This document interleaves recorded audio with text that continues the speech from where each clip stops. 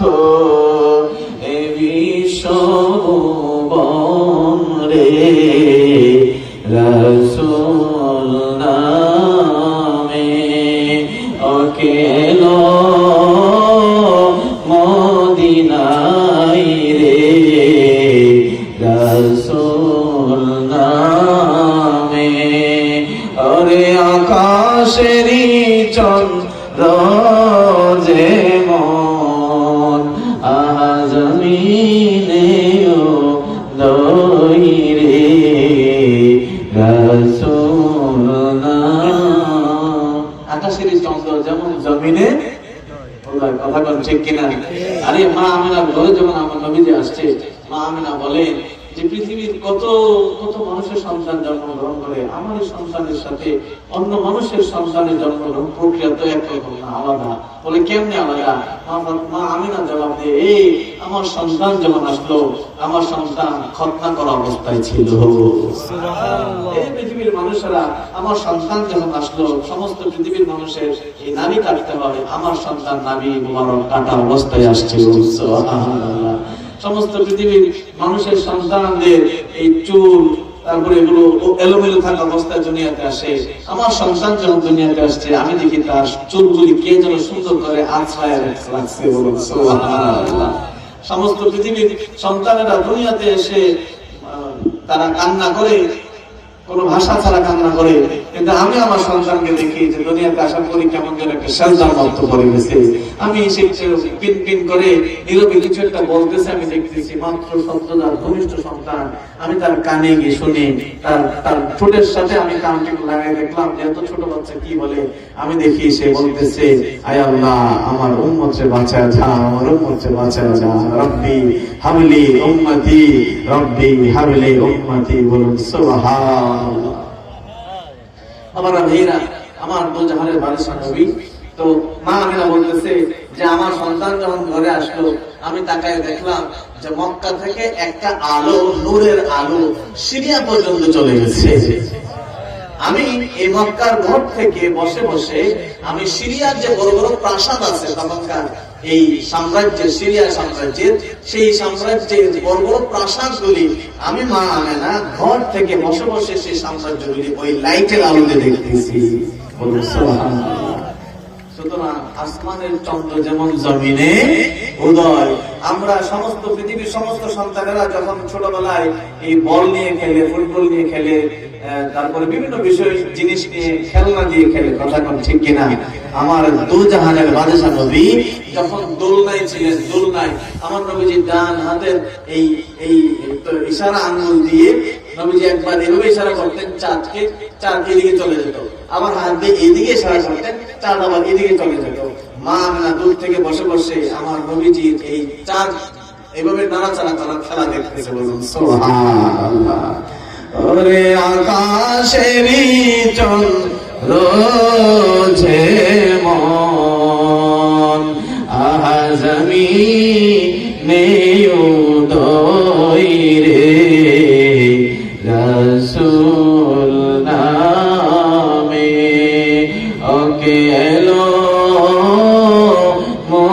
মদিনায় রে রাসূল নামে। বলুন আল্লাহু আকবার।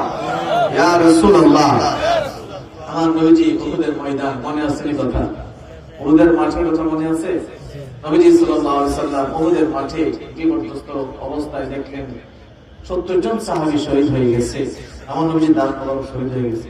তো তালহা ইবনে উবাইদুল্লাহ যার কথা বলছিলাম, তিনি করলেন কি, আমার নবীজিকে কাঁধে তুলে নিলেন, আলগি দিয়ে নবীজিকে কোথায় নিলেন? কাঁধে নিলেন। এই জন্য এই তালহা ইবনে উবাইদুল্লাহকে পরবর্তীতে সাহাবে উহুদ বলা হয়, হতো সবসময় উহুদের সাহাবী। সুবহানাল্লাহ।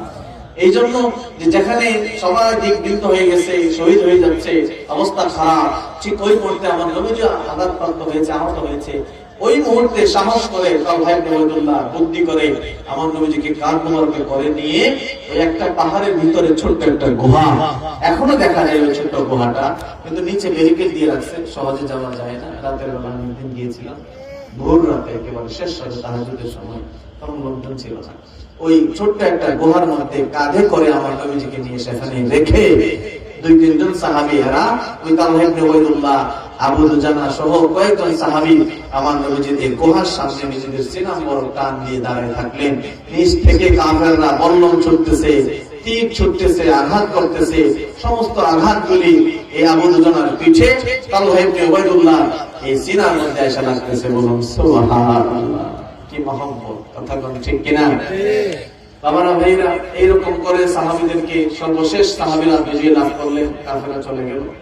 আমার নবীজি যেহেতু গুহার ভিতরে, সাহাবীরা দেখতেছেন, তো পিছন দিক থেকে সাহাবীরা, অনেক সাহাবী দেখতেছেন আমার নবীজিকে, নবীজি আছে নাকি নাই, শহীদ হয়েছে নাকি বেঁচে আছেন, এটাকে বলতে পারতেছেন না, যেহেতু গুহার ভিতরে নিয়ে গেছেন। তো একটা রিউমার ছড়ায় গেল ইহুদের মাঠে, মুসলমানদের নবী শহীদ হয়ে গেছে, মুসলমানদের নবী শহীদ হয়ে গেছে, একটা খবর ছড়ায় গেল। এই খবর চলে গেল মদিনা, যেহেতু মদিনা কাছে, খুব কাছে মদিনা, মদিনায় চলে গেল। মদিনায় চলে যাওয়ার পরে আহত সাহাবীরা যারা মদিনায় ঢুকতেছে, যুদ্ধ শেষে মদিনার ভিতরে মহিলারা দেওয়ানার মতো হয়ে গেছে, পাগলের মতো হয়ে গেছে। বলুন সুবহানাল্লাহ। এর মধ্যে একজন মহিলা দৌড়ে আসতেছে, পাগলের মতো, দেওয়ানার মতো দৌড়ে আসতেছে। আহত সাহাবীরা মদিনায় ঢুকতেছে, একজনকে বলল, সাহাবী ওই পাগল মহিলা দেওয়ানা একজন বেশি, বলল আমার নবীজির খবর দাও। এই সাহাবী, আমার নবীজির খবর দাও, উহুদের মাঠে আমার নবীজির নবী শহীদ হয়েছে, নবীজি ভালো আছে কিনা খবর দাও, আমার নবীর কি খবর? তো সাহাবী বলল, চিন্তা করো না, তোমার স্বামী শহীদ হয়েছে, নবীজি ভালো আছে, কিন্তু তোমার স্বামী শহীদ হয়েছে। সুবহানাল্লাহ। তো মহিলা জবাব দেয়, আমি তো আমার স্বামীর কথা তোমাদের জিজ্ঞাসা নাই। আল্লাহু আকবার, কেমন মহব্বত মহিলাদের! আমি তো আমার স্বামীর কথা তোমাদের জিজ্ঞাসা নাই, আমাকে বলো আমার নবী কেমন আছে। তিনি বললেন নবীজি ভালো আছে। বলে না, দৌড়ে গেছে, কথা বলে দৌড়ে গেছে। আরেকজন সাহাবীর সাথে দেখা, ওই সাহাবী বলল, এই মহিলা একজনই, আমার নবীর খবর দাও। ওই সাহাবী বললেন যে, শোনো, তোমার সন্তান উহুদের মাঠে গিয়েছিল। বলে হ্যাঁ গিয়েছে। তোমার সন্তান তো শহীদ হয়েছে। বলল সুবহানাল্লাহ। ইন্না লিল্লাহি ওয়া ইন্না ইলাইহি রাজিউন। আমি তো তোমাকে আমার সন্তানের কথা জিজ্ঞেস করি নাই, বলো আমার নবীজি কেমন আছে। বলুন সুবহানাল্লাহ। আমার স্বামী মারা গেছে, বাবা মারা গেছে, সন্তান মারা গেছে, কিন্তু এদের খবর নাই। কিছুক্ষণ যাওয়ার পর আরেক সাহাবী বলতেছে, তোমার বাবাও মারা গেছে। সুবহানাল্লাহ। বলে আমাকে, আমি একদম বাবার কথা জিজ্ঞেস করি না, বলো আমার নবী কেমন আছে।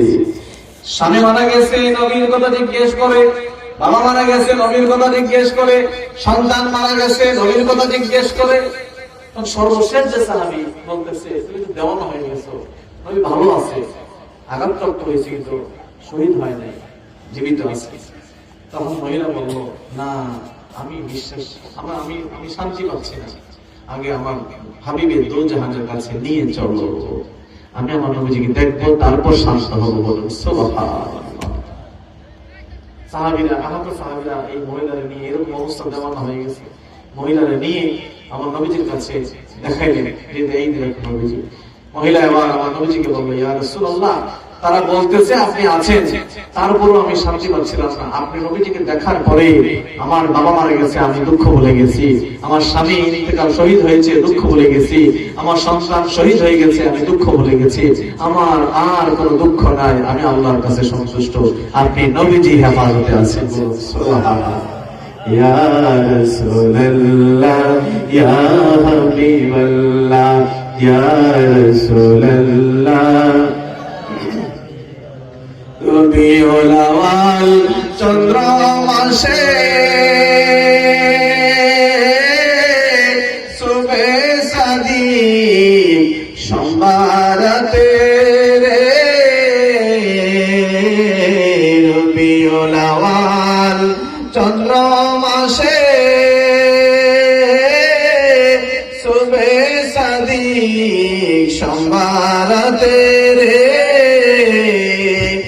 আসিলেন নবী ধরাতে, আসিলেন নবী ধরাতে, ইমানেরি মূল রে রাসূল নামে ওকেলো মদিনায় রে রাসূল নামে। আমার নবীজির আরো পরে একজন তাবী ছিলেন, নাম হচ্ছে ইমাম মালিক। কি নাম? কি নাম? ইমাম মালিক। তিনি মদিনাবাসী ছিলেন। মালিক কি মাযহাবের ইমাম, মদিনাবাসী। কি মদিনাবাসী। তো তিনি কখনোই মদিনা ছেড়ে বের হইতেন না। কি করতেন না? কখনোই মদিনা থেকে বের হইতেন না। তো তাকে জিজ্ঞেস করা হইতো যে আপনি মদিনা থেকে বের হন না কেন? উনি উত্তর দিতেন যে যেই মদিনায় আমার নবীজি শুয়ে আছে ওই মদিনা ছাইরা যাইতে আমার ভালো লাগে না। এবং তিনি ইমাম মালিক কোনদিন ওনার জীবনে যখন মদিনা দিয়ে হাঁটতেন, মদিনার যে রাস্তা অলি গলি, কখনই রাস্তার মাঝখান দিয়ে হাঁটতেন না। বলুন সুবহানাল্লাহ। কখনোই রাস্তার মাঝখান দিয়ে হাঁটতেন না, রাস্তার সাইড দিয়ে হেঁটে যেতেন, রাস্তার সাইড দিয়ে। তাকে জিজ্ঞেস করলাম, তো ওনার অনুসারীরা জিজ্ঞেস করলেন, ইমাম মালিক আপনি কখনোই মাঝখান দিয়ে যান না, সবসময় সাইড দিয়ে হাঁটেন, কারণটা কি?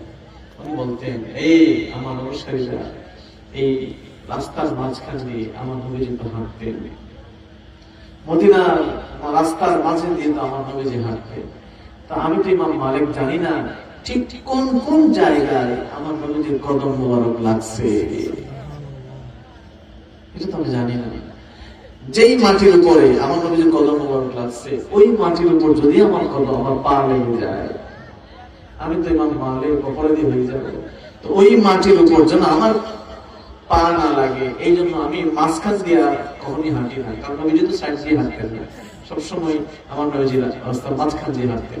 সেজন্য আমি রাস্তার সাইড দিয়ে হাঁটি, যেন যেই ধুলা আমার নবীজির কদম মোবারক লাগছে, যেই মাটি নবীজির কদম মোবারকের নিচে লাগছে, ওই মাটি যেন আমার পায়ে না লাগে। বলুন সুবহানাল্লাহ। মহব্বত কাকে বলে? প্রেম কাকে বলে? ভালোবাসা।